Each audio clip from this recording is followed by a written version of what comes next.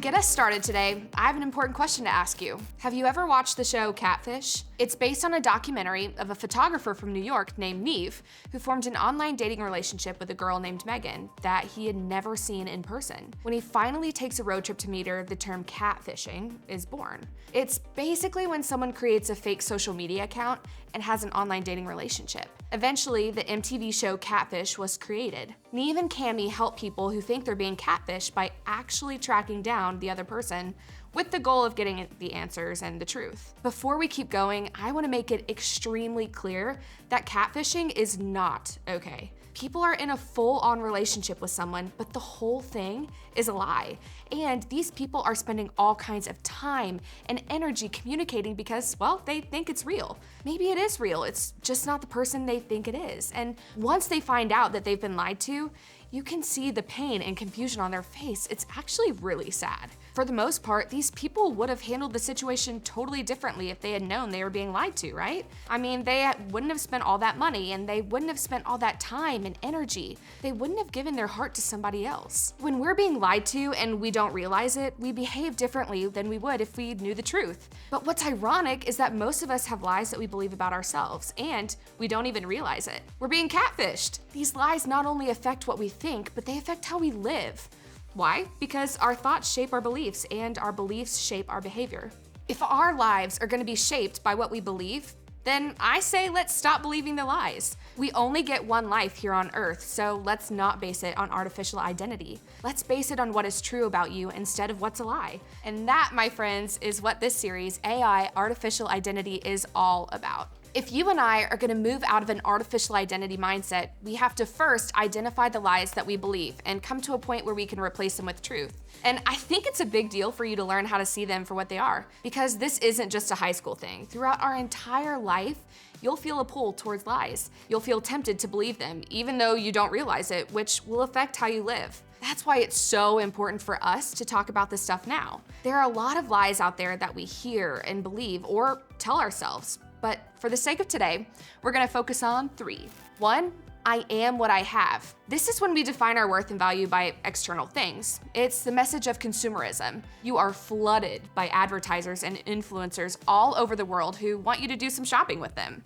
It's so easy for us to believe this message without even realizing it. We wouldn't call our best friend and say, hey, I'm really struggling today because I feel like I am what I have. But the pull for us to focus on our stuff as the source of identity is strong. Number 2, I am what I do. A lot of us have a tendency to believe that our value is dependent on what we achieve or how well we do. This means that our worth rises and falls with our results. If we get a good grade on that last test, our value goes up.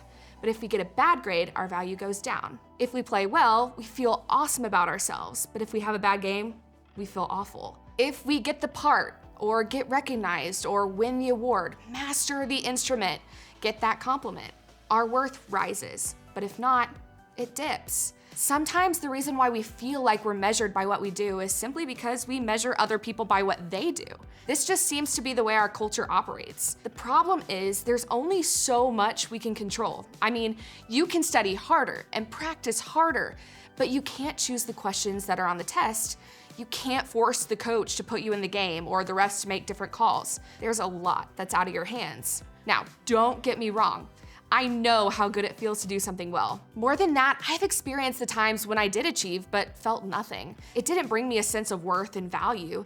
The whole thing felt kind of underwhelming. That's because drawing the conclusion that I am what I do is actually a lie. And number 3, I am what other people say about me. This is something we do without realizing. It's something I do without realizing all the time. Maybe we wrap up our identity in who we date, or maybe we stress out about what others think of us. Maybe we think that we have to do something, like something, or be somebody we're not in order to fit in. Our reputation becomes our priority.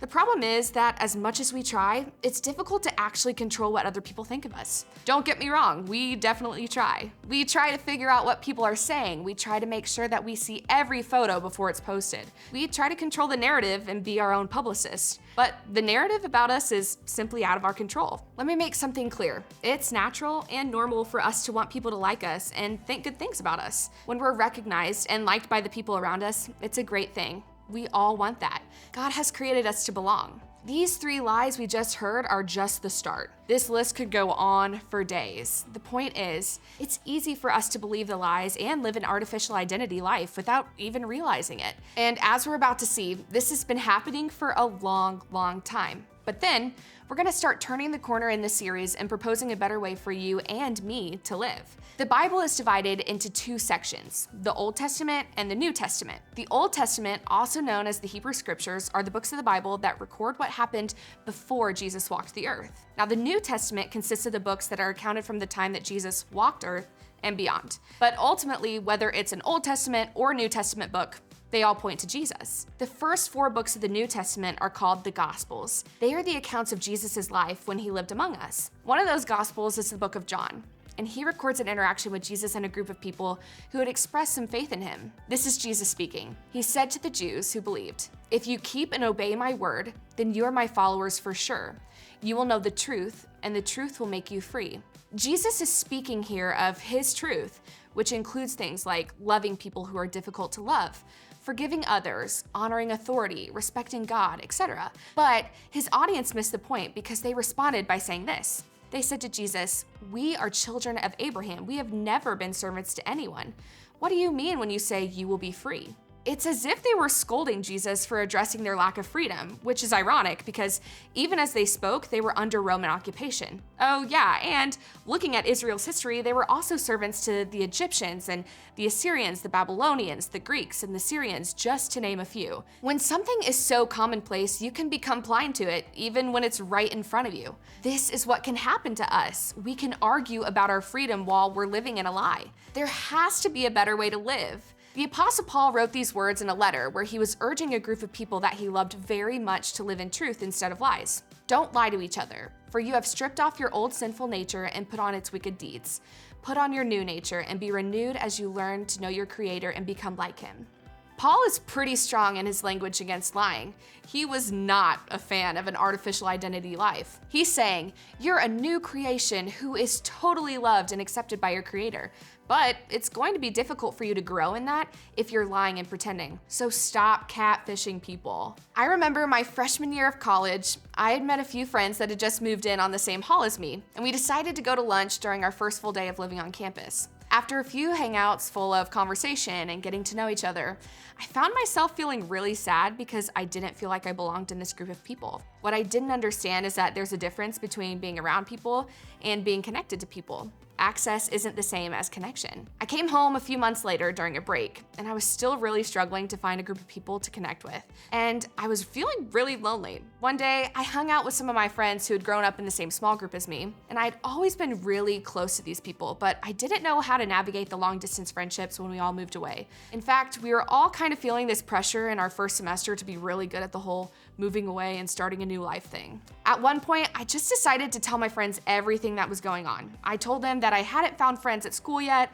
and I told them how I was feeling, and I told them what I was really struggling with.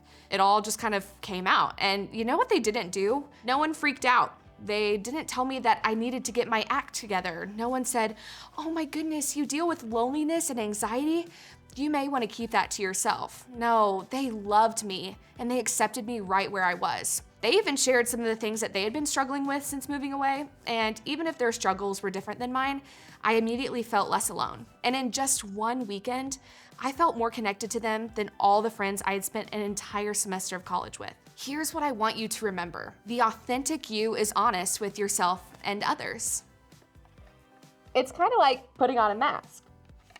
Listen, even though you and I were made for connection with God and others, we hide and we pretend. Even though you and I desire to be included, we cover our true selves. And even though we want authentic connection because it's part of our DNA, we lie. This is artificial identity.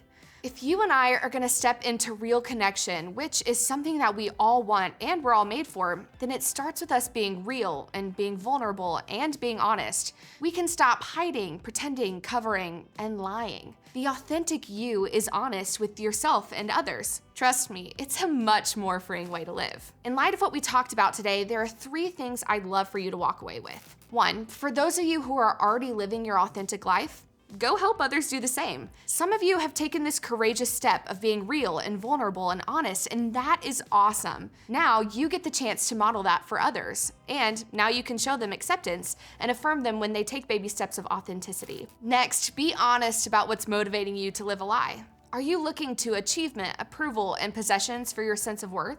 Are you self-protecting because you're afraid of rejection? Then, choose to allow authenticity to drive how you show up in different spaces. Start with a new prompt. When you walk into small group, take your mask off. This doesn't mean that you start telling people exactly what you think of their new haircut. It just means that you stop hiding and you start living into the connection you were made for. And finally, trust that God loves you and likes you as you are. Jesus gives our life worth and value. He guides us each step of the way. Through Jesus' life, death, and resurrection, we can experience joy, peace, and freedom. We can believe Jesus when he says that we are so loved. We can listen to the one who gave up his life before we did anything to deserve it. The one who died for us because we have that much worth to him. This is why we have the things like small groups and small group leaders, because we believe that it can be a great place for authentic connection. We know that it isn't always easy, but we believe it's worth it in the long run. The authentic you is honest with yourself and others. Our hope is that your small group can be a place where you can practice that type of honesty. What version of you would you be if you were unafraid of being rejected? I want you to make the first move. Take off the mask and be your authentic self.